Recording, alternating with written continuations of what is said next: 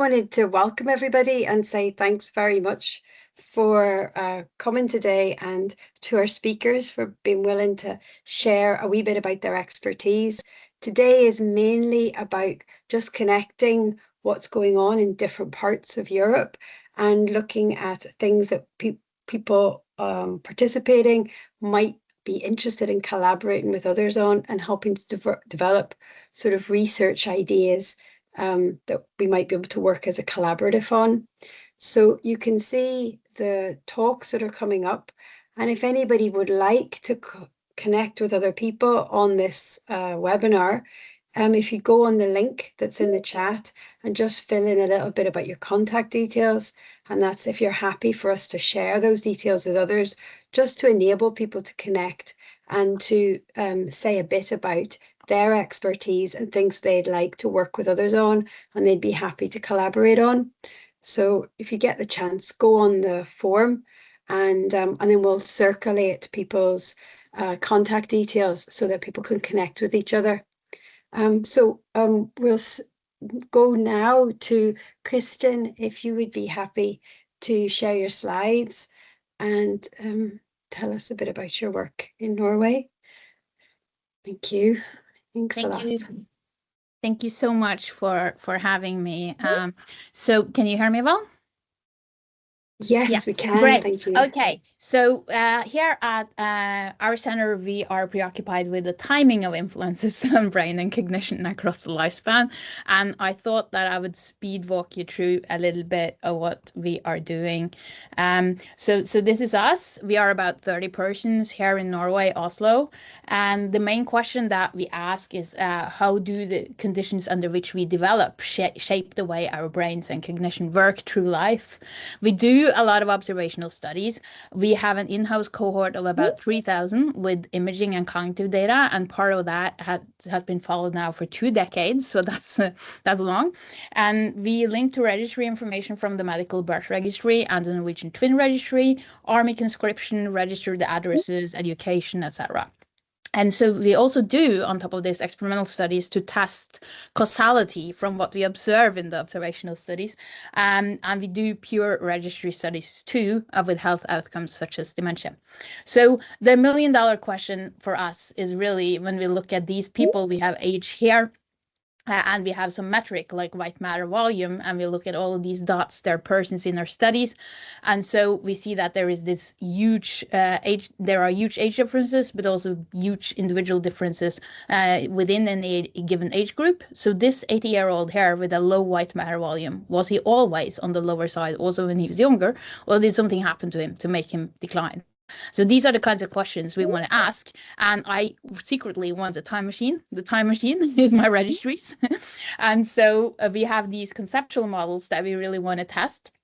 When we observe that one older person falls below a functional threshold sooner than another, is that because he has declined faster, or was he always on the lower side to begin with? Or there could be any combination of these trajectories, which is what we want to test with various measures. So we have written this perspective paper in text that I recommend my own paper, but we really say that, when it comes to risk factors for dementia, we believe that you should really look to early life, because we find that for effects on the brain, the fetal life risk factors, they have a much bigger effect size than what we can observe in midlife and aging. So, for instance, we've been studying birth weight and associations of birth weight variation and brain metrics, and we find repeatedly that normal variation in birth weight is associated with cortical volume in very stable ways across the lifespan. So these are some papers we have on that. And we also do registry studies where our outcome is dementia, where we have looked at, for instance, that cognitive function at age 18, relatively early in life, explains the link between education and dementia.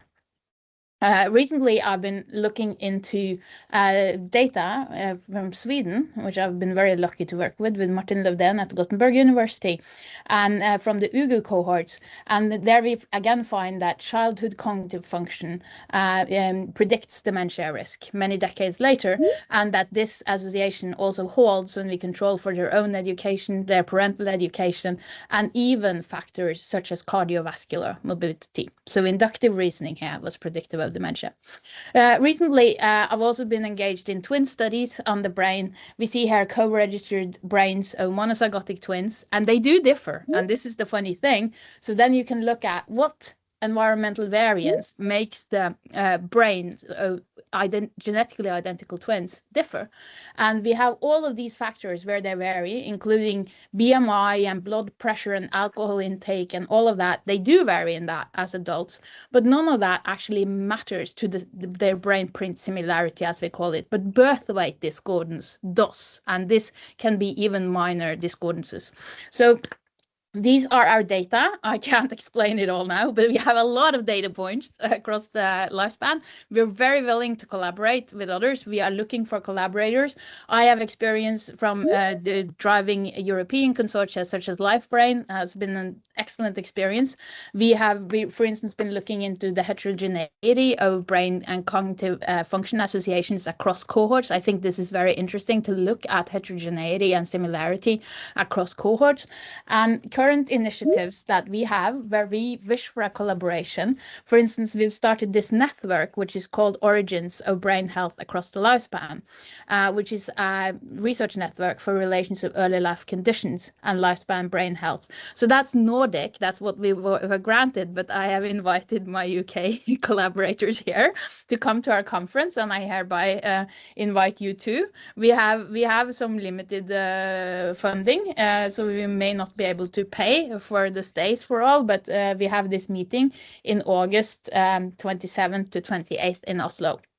So that's we're gonna have this topic on early origins. I also have this consortium now that I lead towards an EU call where we're in the second stage where we look at the impact of pollution. I'm just trying to show the breadth of our research. And we have other initiatives such as MindTrack, which is a Center of Excellence initiative on how early life shapes cognitive function across the lifespan. We will submit Norwegian broader grants soon on similar topics. We wish for collaborators around the world.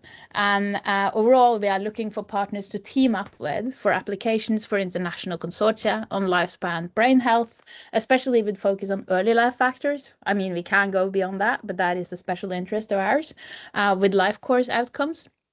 We are looking to replicate. We are looking for power, of course. We are looking to look at societal trends over time and heterogeneity of relations to figure out what really works on the brain when. So possible topics could, for instance, be cohort trends in brain health, development and aging, effects of societal changes, plus many more. For instance, right now we're looking into the cohort trends on intracranial volume and whether they are actually turning again in different parts of the world. We've seen in the UK, for instance, that children are becoming shorter again. There can be many reasons for this, but you know, what is happening with the brain? These things we are very, very interested in. So by that, I won't spend more of your time, but I just want to say thank you. I'll leave it to the next. Oh, thanks so much. I've put in the chat a link if anybody interested in collaborating with researchers in Norway. There's funding there. And so also if people would go on the link and they want to share their contact details, Christian would be able to then see your contact details. So if you want to go on the link. So thanks so much. And any questions, if you'd put in the chat, and we're going to have a discussion at the end of the talks. So any questions, please put them in the chat and we'll come to we'll have a discussion at the end. So James, please, if you'd be happy to share your slides. Thank you. Well, thanks. Just checking, can everyone see my slides? Great. Yes. A series of nods. Good. So I'm James Heron. I'm a radiologist, interventional radiologist by trade. And for anyone that doesn't know what that is, it means I stick needles in people using ultrasound, X-rays or CT scans to guide what I do. I'm also the clinical director of the Small Acute Trust, and I'm the medical director of the West Midlands Imaging Network, which is what I'm really going to talk about today fairly briefly before handing over to Bahadar.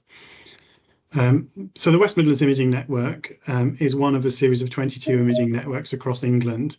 In the West Midlands, we cover 15 acute trusts, so a large swathe of the west side of England, which are listed here. We do cover 11% of all imaging activity in England, over 6.5 million patient population, and we are by a significant margin the largest imaging network in the country. And we have a population greater than Wales or Scotland or Northern Ireland, for example. Briefly talking about our governance structure, because that will help describe the roles and functions of the imaging network. You can see on the right, we have a governance structure that includes a number of modalities and pathways. So we bring together from all 15 trusts the subject matter experts in ultrasound or MRI or nuclear medicine, for example, or in particular pathways such as musculoskeletal imaging, and try to develop best practice from within those areas. We also have a number of other groups, one of which is the Digital Reference Group, which is part of our flagship program, which I'll come on to in a moment. And we have a commercial and assets group where we're trying to leverage our scale to make some savings in procurement, particularly across the region, and an artificial intelligence group looking at improving access to our patients for artificial intelligence solutions in imaging. And you'll see an element of that is research and innovation, which Bahadar will come on to in more detail shortly. But where you see QSI, we have a role in quality and trying to improve the quality of service delivery across the region, learning and development and workforce of all the staff that work within radiology departments in the region as well. And on the left side of the screen, that's more of the strategic and oversight, which has executive members from all 15 trusts to enable us to deliver some of these changes that we're trying to enable. Our flagship program is what we call the CDIP program, which is the Converged Digital Imaging Platform. So currently across the West Midlands, we have 15 trusts that use 15 different PACS systems. So they take all their imaging, X-ray, CT and MRI, and store them all locally within their own system. So 15 different data archives, 15 different radiology information systems, which store all of the information about booking, scheduling, turning around time, and so forth. Our program is to try and bring that to a single solution across the entire region, which will have a series of benefits, which are summarized very briefly on the right side. Many of which are patient benefits, there are cost savings, and there are some performance benefits, which, if you're interested, I will go into details later on. So unified imaging platform with real-time data access and standardized workflow, and that's really where we're aiming to go for the next couple of years. And the reason that's relevant for research is that you will see that there's a shared healthcare record. We will potentially include other ologies, although not in the first instance. But there is an element for research, training and teaching you can see as one of the blue icons on the bottom left. Give you a flavour of the kind of volumes of activity we do. These are annualised figures from 2024, so you could expect that these numbers are up somewhere between 10 and 20% in 2026. So importantly, approaching 1 million CT scans, well over 500,000 MRI scans a year, well over 1 million ultrasound scans a year. And like I say, over 11% of all the imaging in England. And that now will move into a future model of a single data storage, which is going to present opportunities for research. So as I've mentioned, there's no shared records at the moment. Each of those 15 data stores are operating in silo. There's no integration with other healthcare data, and there's no research archive in the West Midlands at the moment. The future model, when we move to a single platform, is that we will be integrating with what's called a secure data environment. And briefly, just to talk about the secure data environment, this is a separate program of work outside of imaging networks, where there are data warehouses being set up across England. We have one in the West Midlands, which is well developed at the moment. And the plan for this, when this is deployed, is it will integrate all of our imaging and all of our radiology information system information with other information, including the electronic patient record and the pathology record, and it will then sterilize that data to pseudonymize it and present it in a clean way for research as a research environment. And in doing that, what we will do as we move to the single imaging platform is we will be migrating all of the existing data from those 15 silos. So it won't just be future data from the moment we roll this out, it will include all of the historic data that we've taken digitally across the West Midlands for imaging.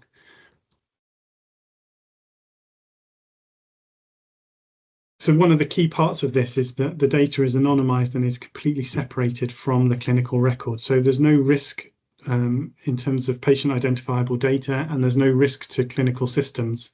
This is all accessed from a clean data warehouse. And that was where I was going to finish my talk for today. So very brief. Happy to take questions. Thank you, James. I'm just going to share my screen. Hopefully, you should be able to see.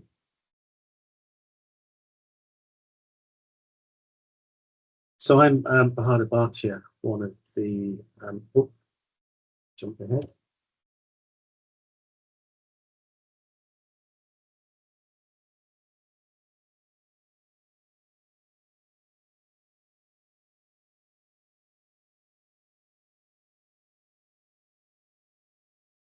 Yeah, so I'm Bahad Bhatia, one of the research specialty leads for the West Midlands region. I also undertake research on X-ray photon detectors, particularly for tissue characterization at the University of Leicester. But my focus today is on developing a research environment within the West Midlands research delivery network. When I first started towards the end of November, I really wanted to look at some of the aspects of our own research environment. And I found that clinical service delivery impacted on our capacity to deliver research, including a variation in capability, fragmented infrastructure, and silos of individuals working with inconsistent approaches to research. There are quite a number of professional resources available for our staff to develop into researchers. However, many of them have limited awareness of what is available. And in particular, as we deal more with data, I think there was a need to develop an AI literacy course, which we did so with Aston University last year. Going forward, I think there is a need to expand upon joint fellowships with academia and industry.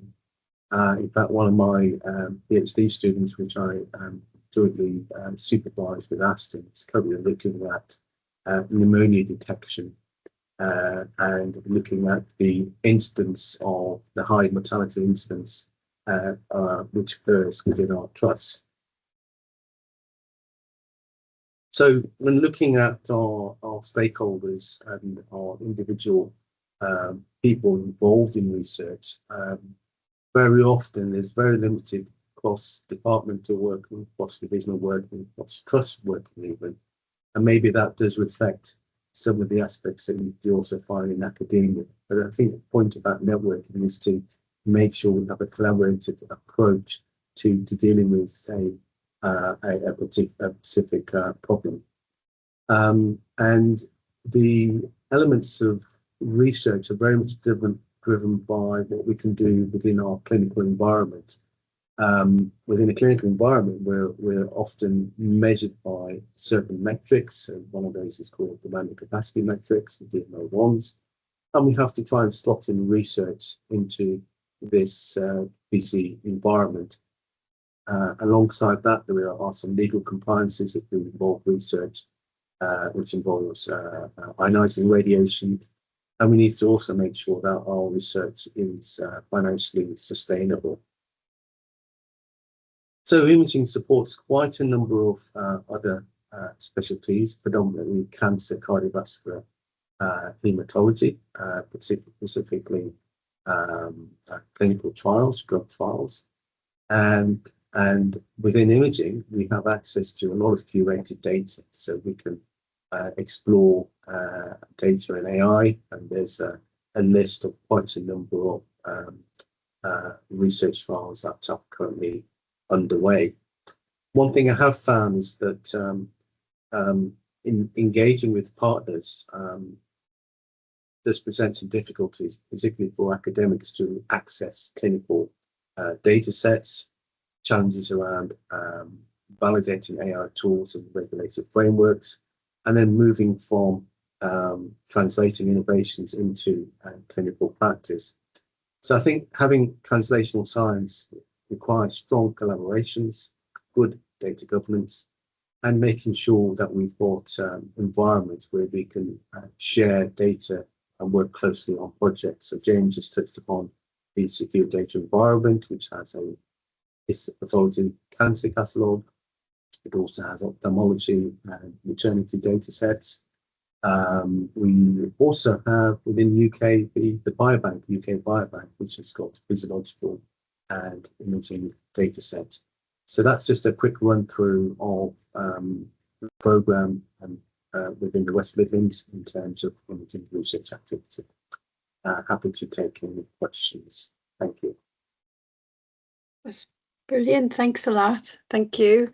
We're going to have questions at the end, but please put them in the chat. And I can see there is a question already in the chat for James. And I've stuck a link to another grant, which is aiming high, but related to the question.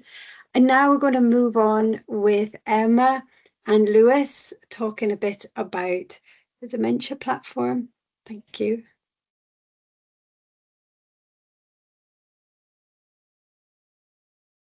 I think you're on mute at the minute, Emma.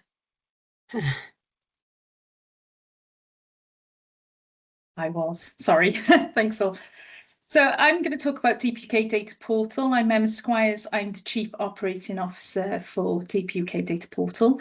And it's an initiative that's been going for the last 10 years. It's a very mature, trusted research environment. So we have over 50 population and clinical cohort studies within Dementias Platform UK. These are, they comprise around 3.5 million people records, and we also have quite a lot of large longitudinal cohort studies in the portal as well. So like Whitehall, ELSA, these are very large data sets. We've had a real focus on multimodal data and being able to bring in the phenotypic research cohort data, but also link it to the imaging data and genomic data that's collected alongside it. We have about 107 data sets across those 50 cohorts that provide those imaging data sets, and we processed about 750 project applications, and those project applications come from all over the world. It's a very global platform, and we have lots of governance in place to be able to enable access from across the world. As was mentioned previously, we are a fully fledged trusted research environment, so a secure data environment. And what that really means is that the data is held in very secure servers, and only approved researchers are able to access that data to be carried out their research. So we bring in the data, we process that data to make it research ready. Data comes in all sorts of formats, so we make sure that we align them. And Lewis is going to talk a little bit more about our pipelines and our processes to do that. And what we do is store that data in our servers. For imaging and genomics data, it means that we've had to use very large object storage to be able to handle the capacity. But we've built that into the environment to allow researchers to be able to access that data once they've got approval. We also invest heavily in our data discovery tools to enable researchers to be able to find the data that we're holding and to test feasibility of any project that they're looking to do. We surface the data up onto those discovery tools, and researchers can apply. Once they've applied, we will go through an application process and allow them to have access to the virtual desktops. Those virtual desktops are completely locked down, so all data analysis happens in the virtual desktop, and when the researcher has completed their analysis, they can apply to get the data or the research results out of the portal. We abide by the 5 safes, everything's safe and secure. We work on SERP infrastructure, so we're ISO 27001 and DEA accredited. This is a quick snapshot of our data discovery tools, and I'll pop the links into the chat. We use a CSERP ontology, so we can group our variables so that researchers can have a quick glance across to see what kinds of information we're holding for each of those cohorts. So we've grouped things into medical history and demographics so they can be seen. And then researchers can go deeper and explore the imaging data that we hold. So this is really good for having a check through to make sure that we've got the types of images in those cohorts before applying to be able to carry out the research. And I'm going to stop there, and I'm going to hand over to Lewis now because he can go deeper into those processes.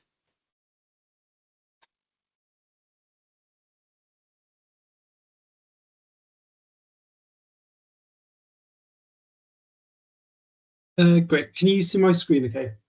Yes. Yes, great. Okay, yeah, so I'm Lewis and I'm the Senior Research Officer for Dementia Platform UK. And I'm just going to be talking a little bit more about our imaging collection and some of the work that we've been doing on that. So as Emma said, we have lots of different cohort data sets, but also some clinical data, some longitudinal data. And as part of these, we have quite a large imaging collection, which form part of those studies. And over the past few years, that imaging collection has really been growing with the kind of new cohorts that we've been having in our trusted research environment.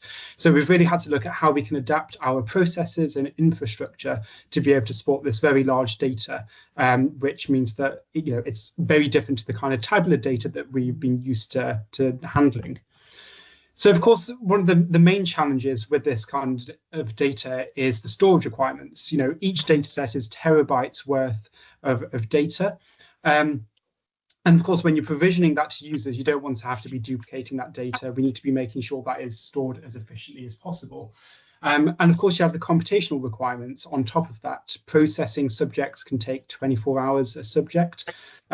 So we've had to also implement HPC resources. So we have our HPC cluster with over 3,000 cores, GPU access and everything else so that we can support this very large scale research within a trusted research environment. We then also have the additional challenges of how do we standardize and anonymize this data. It's not just like removing identifiable variables from a data set. We have to be able to deface scans, making sure that doesn't affect the quality of the brain scans for further analysis. And we also standardize all of our imaging data to the brain imaging data structure. And this is great for our researchers because it means that they can plug in and play with a lot of the existing workflows and pipelines and analysis tools that are out there for imaging data. And then, of course, a lot of researchers need to be able to process that imaging data before they can analyze it. This can often triple the amount of storage. So you can imagine when you have lots of different projects all processing the same data, it generates a lot of additional junk data, which often isn't really needed for analysis. So what we've been doing in Deep UK is integrating those pipelines ourselves to generate those derived phenotypes, which can be given directly to the researchers, rather than them having to go through all the processes of having to do that themselves for each project. So Deep UK has really, over the years, put together a lot of these different processes and pipelines and infrastructure to now be able to support this very large scale imaging data. And that imaging data is also linked to a lot of our genomic data and questionnaire data and everything else related to those cohort studies. Our interests are also in how we can use these imaging data collections for AI research. We see a lot of the research within the data portal for our imaging data is around AI. Currently, in the landscape, a lot of dementia AI models on imaging data are trained on the ADNI dataset. And we often see that these can't be validated in real-world clinical practice. They're not generalizable or robust. And also we have a lack of subtypes for different forms of dementia other than Alzheimer's disease. So we have all of these challenges in current imaging dementia research. And so with Deep UK, by bringing together all of these different cohort and clinical data sets, we hope to alleviate some of these challenges that we have in developing models for the clinical practice.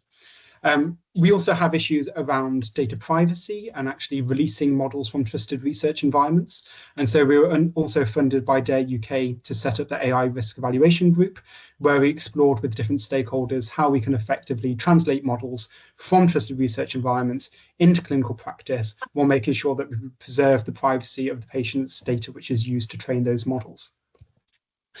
So from all of this, we've been working on creating a curated, harmonized clinical imaging data set from different memory clinic sites, not just in the UK, but also from other international sites as well. This is something that we're still working on, but have done for a large portion of our data sets, and are currently working with other international partners to be able to achieve this.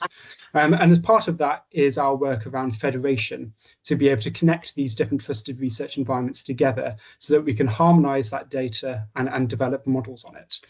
And so within Deep UK and SERP, we use two different federated platforms. We use TrepX and Teleport, and we have a couple of real-world exemplar projects looking at doing this at the moment, where we're first deploying TrepX to be able to process the imaging data using our pipelines in each respective trusted research environment to create those derived phenotypes, and then using those derived phenotypes to bring them together in a pop-up TRE, which we can use to harmonize those for the purposes of developing AI models for dementia.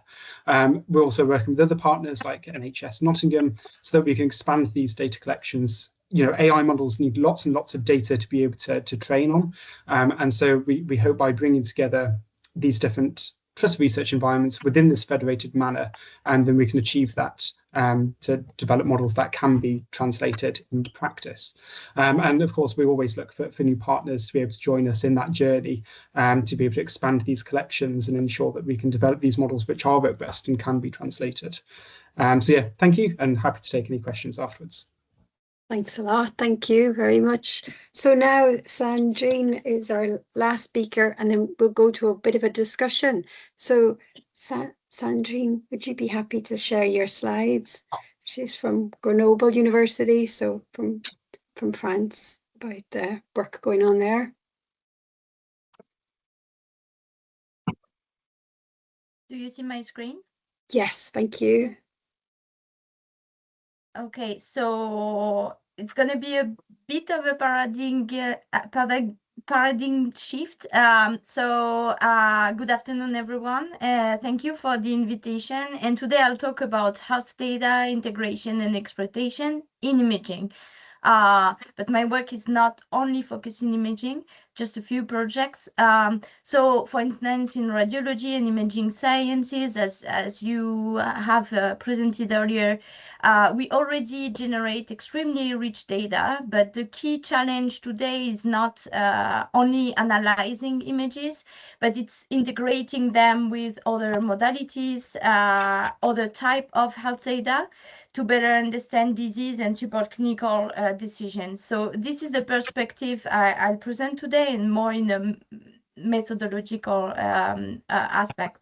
So I'm Sandrine Müller. I'm tenure track assistant professor in AI for health at the Laboratoire d'Informatique de Grenoble.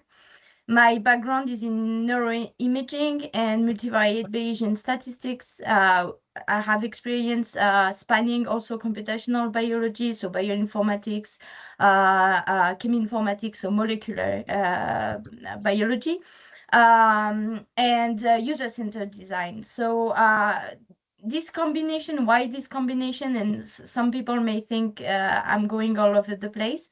But I believe that this combination of skills is important in nowadays, because modern imaging AI is not only about building models, but it's about integrating heterogeneous data, working with subject matter experts, handling uncertainty, and designing tools that clinician or fundamental biologist can actually use.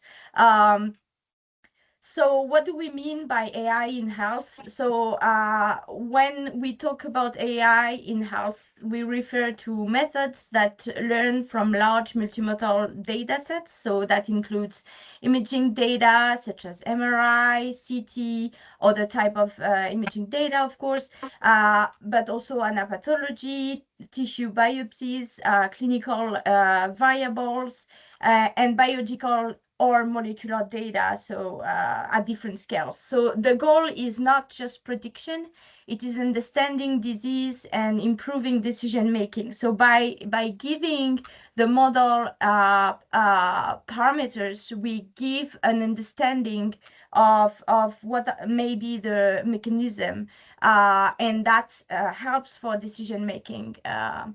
So in imaging, this raises two critical requirements. So first, it's the explainability. So radiologists need to understand why a model makes a decision, so not have a black box type of thing, which we often see with deep learning, for instance.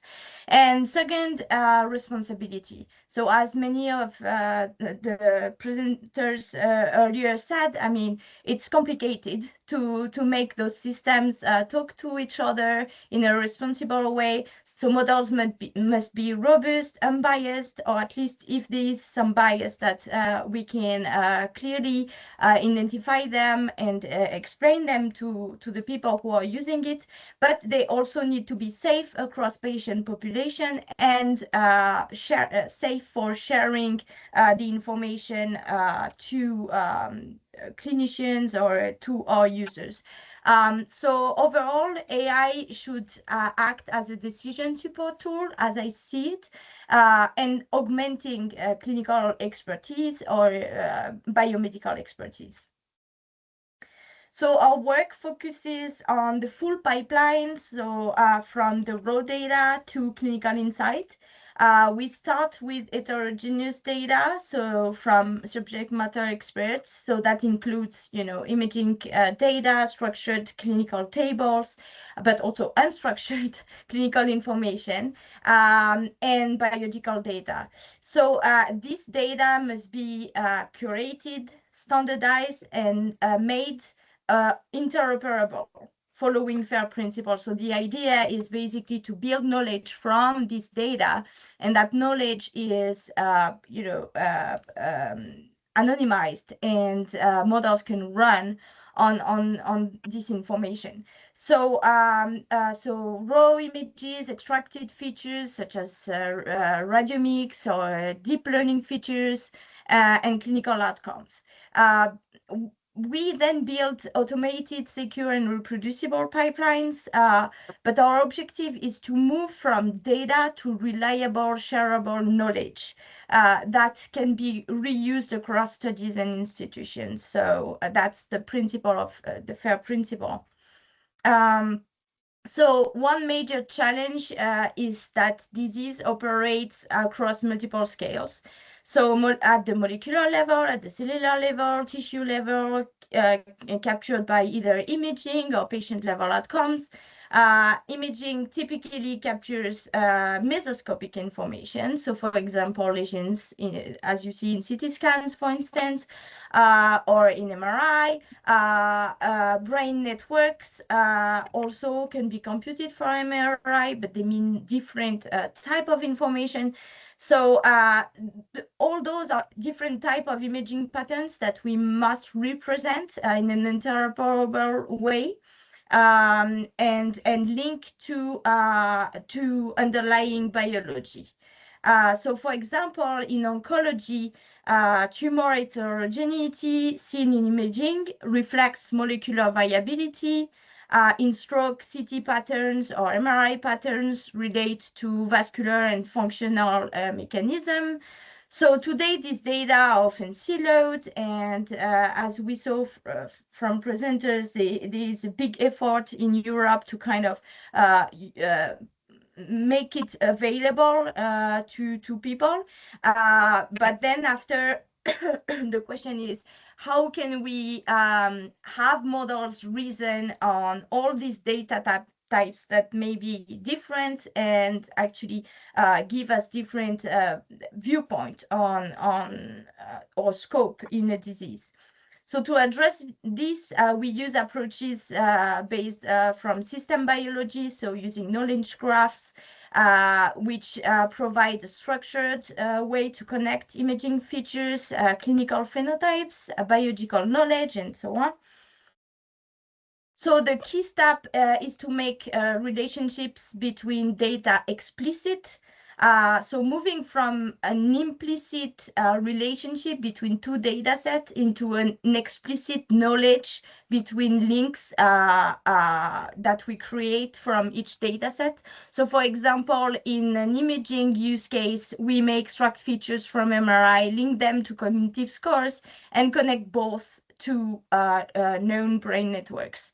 But instead of isolated analysis, we create a connected representation of the disease by knowledge.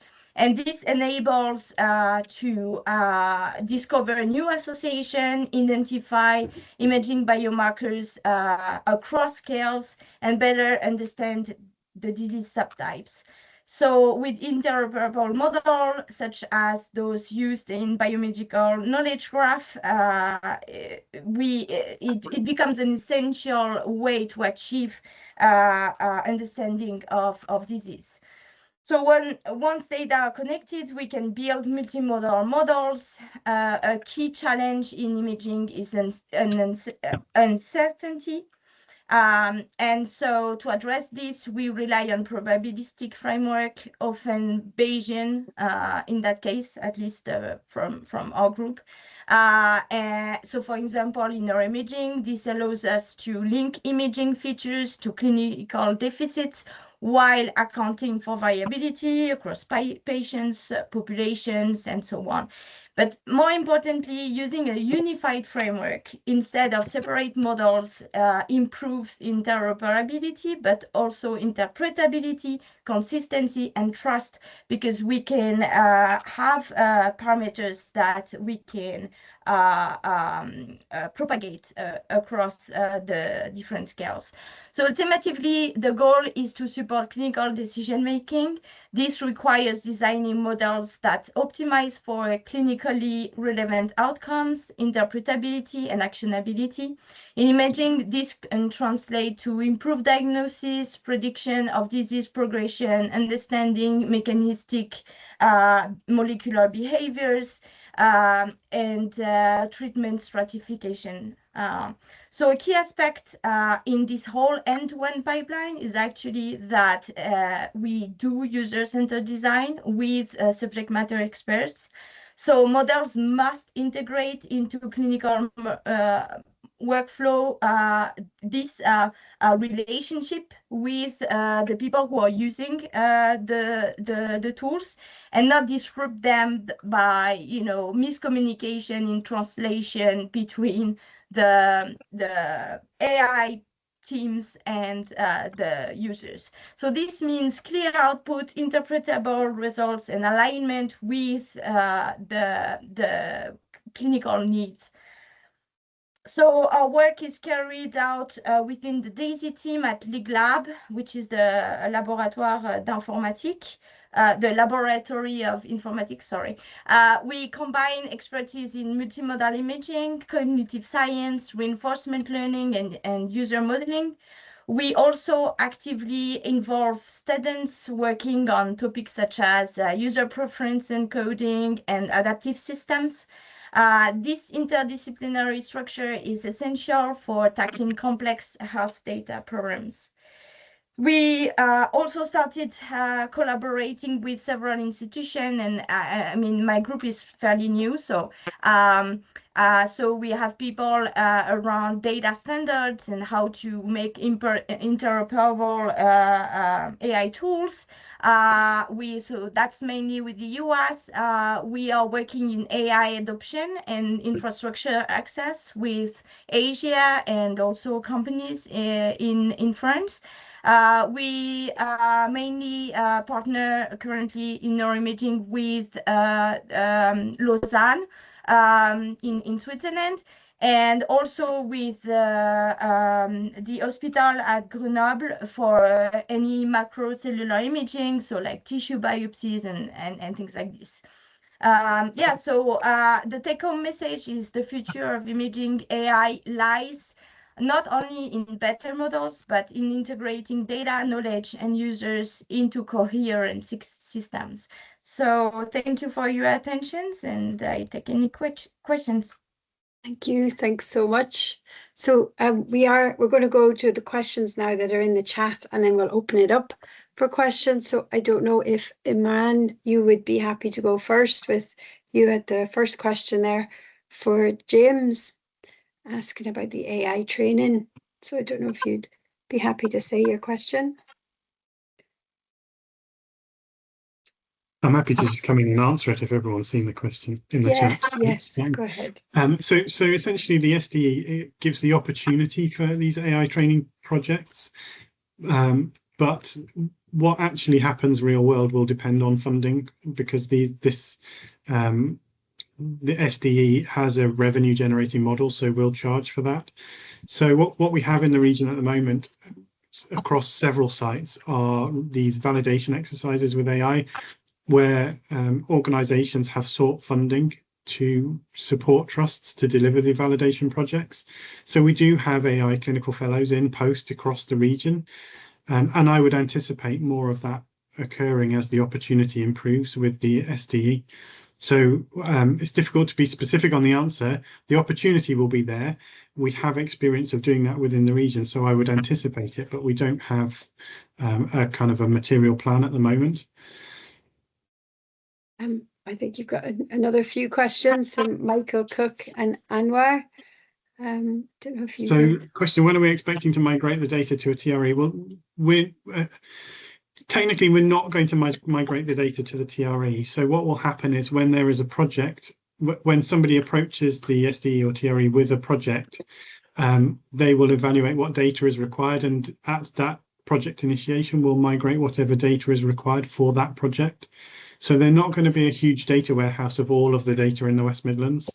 They will migrate the data that is required. And in terms of the availability of imaging data, that will come online as trusts move onto the single imaging platform. And we have a procurement process, which is a rolling procurement over several years. So over the course of about the next 5 years, the trusts will roll on sequentially onto that. So there will be no single start point. Does that answer your questions?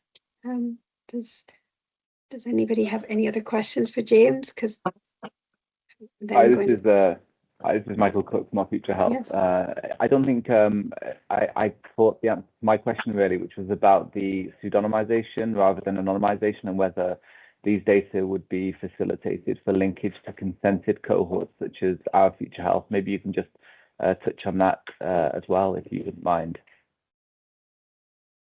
I'm not 100% sure I can. I don't know if Bahadar may be able to add anything.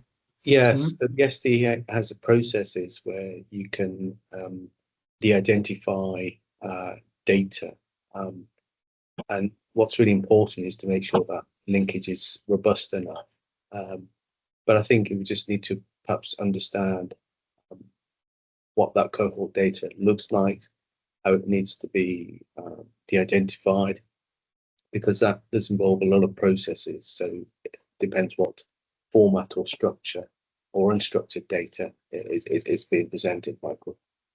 Yes, I suppose that cohorts like ours and UK Biobank, have access to the NHS number, at least in England, through data linkages that we conduct. And so as we think about bringing in other types of health-related data for which we have consent, having that ability to go through a linkage pattern with an NHS number, and then very much akin to the next speaker who was speaking about the data platforms UK, is to really code to image data and extract features that can then be brought together with the other data to provide for really rich insights. It's big picture thinking, But without the infrastructure from the get-go, without the design, including some of those identifiers, such as NHS number, not in the TRE itself, of course, but have the ability to permit that type of data linkage, I think we're thinking too small picture, and we're going to build an architecture that isn't sufficient for those use cases.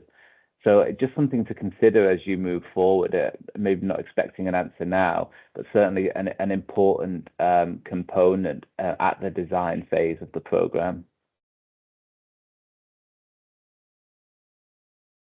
I had I think a slightly related question, Emma and Lewis, about how much overlap is there between the big cohorts and the brain imaging data to be able to look at life course, like Christine was talking about. How feasible is that within the dementia platform with the big cohorts? So linking really identifiable. Yeah, so a lot of the imaging data comes from those big cohort studies, things like Whitehall, but also the French one, Memento. All of these are kind of longitudinal cohort studies which have collected data on lots of different areas over a number of different years. So that includes questionnaires on things like lifestyle, diet, exercise, but also blood data, genomics, lots of other different modalities of data. That is all linked to the imaging data for a lot of those big cohort studies. Right. So some of the work that you've been talking about is feasible within that. That's brilliant. Did anybody have any questions for Emma and Lewis at all?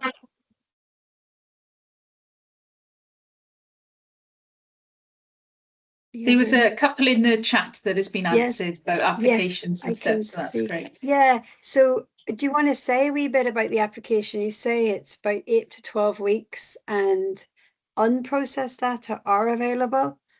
Yeah, so as we were saying, the images, they come in their raw state, and we have a copy of them in their raw state.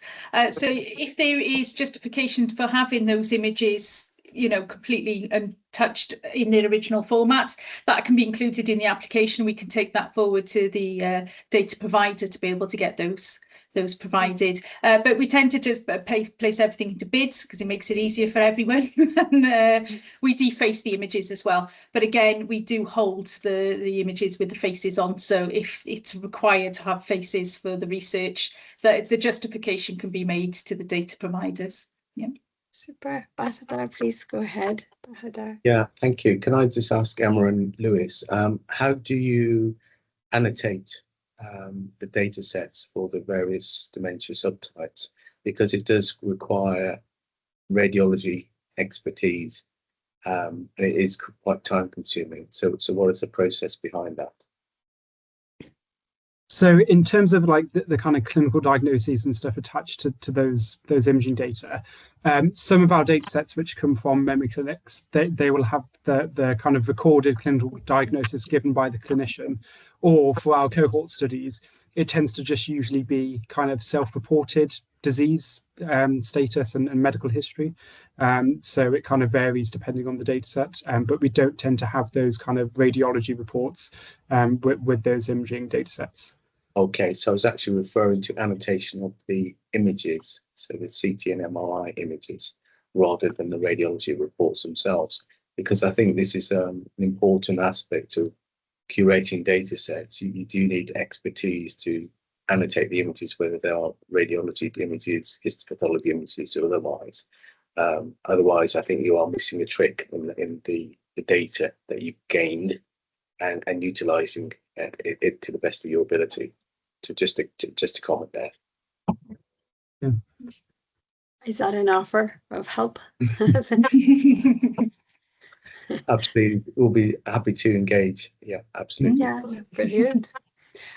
Robert, I don't know if you'd be happy to say a wee bit about the national imaging data from Scotland that you put in the.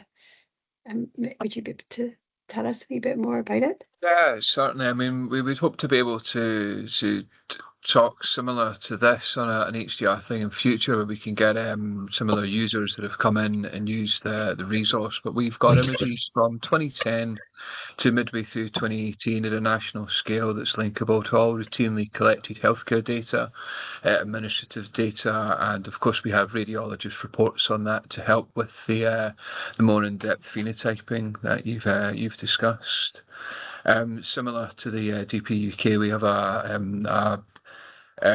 to the SDE getting set up in Midlands. We've got a cost recovery model. So yeah, please get in touch via the link, and if anyone has any projects that they want to take forwards. In time, we hope to be able to link that to the sort of the other large SDEs that are being set up down nationally in England, and of course within our own facility, we've got high performance compute, we've got HPCs and GPU clusters to enable that sort of AI work to take place. So that's my quick pitch. Yeah, thank you. Thanks a lot. So does anybody have any questions here before I move on to the next bit I wanted to ask everybody? Does anybody have any questions for the speakers? If not, would people fill in the form to say a bit about themselves so we can share, and because to help connect people with interest and wanting to collaborate in this space. We will be having another webinar in May to bring people back to start working more on sort of research development or areas that people want to progress as a collaborative or as a group. So I wanted to ask people if they'd put in the chat what you think would be the priority to come back to talk about. Would it be around TREs and how to bring data together? Would it be on specific images that are not easily available and trying to bring them together? Would it be on linking image data with other data sets? What do you think would it be on brain imaging and focusing on brain imaging? What would people's priority be that they would be interested in working more on, collaborating? Or what are the areas you think we should be developing? So I've put like the European Union funding on piloting AI methods in the chat, but there are many other areas that if we wanted to focus on, I could go off and we can, Tash as a grant writer here can help find the grants that would be worth applying for to bring us together. Like I say, the MRC here has released their partnership bids again, and so it would be possible to put in for sort of a partnership bid. Obviously, the European Union runs quite a lot of bids of connecting people and bringing people together, a so-called Connect and things like that. So there are many opportunities, and it's really just asking people, would you put in a line or whatever in the chat for us all to see what type of area are you interested in collaborating on? And we'll get a feeling of what the next step should be to bring us together. And who else we should invite as well. If we know what area we're aiming at, we'll know who else to invite as well, what expertise we need. So if people would put in their chat now, a sort of, I don't know, that's called a, it's called a waterfall or something, isn't it? Where you just put your idea in and it's meant to flow. So if people would do their waterfall and just put in where they would be interested in collaborating with others. So if we put on another webinar, which one would you like to come to? And if it wasn't on that, you might not be interested in coming. So what would you like to come to in May, basically? With the aim of it being a research development group and moving things forward to research, whether that's just a partnership or whether that's an actual bid. Or what would you like people to come and collaborate with you on? So what would you like people to get in touch with you about? So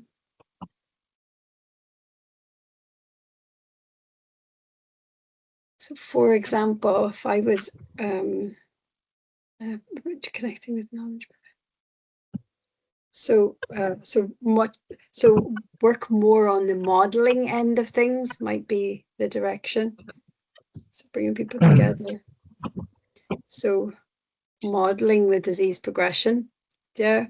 So the data sets appear to exist at the minute and trying to bring them together. So focusing more on the modeling.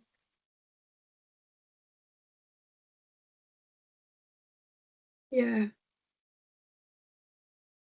So standardization of data. And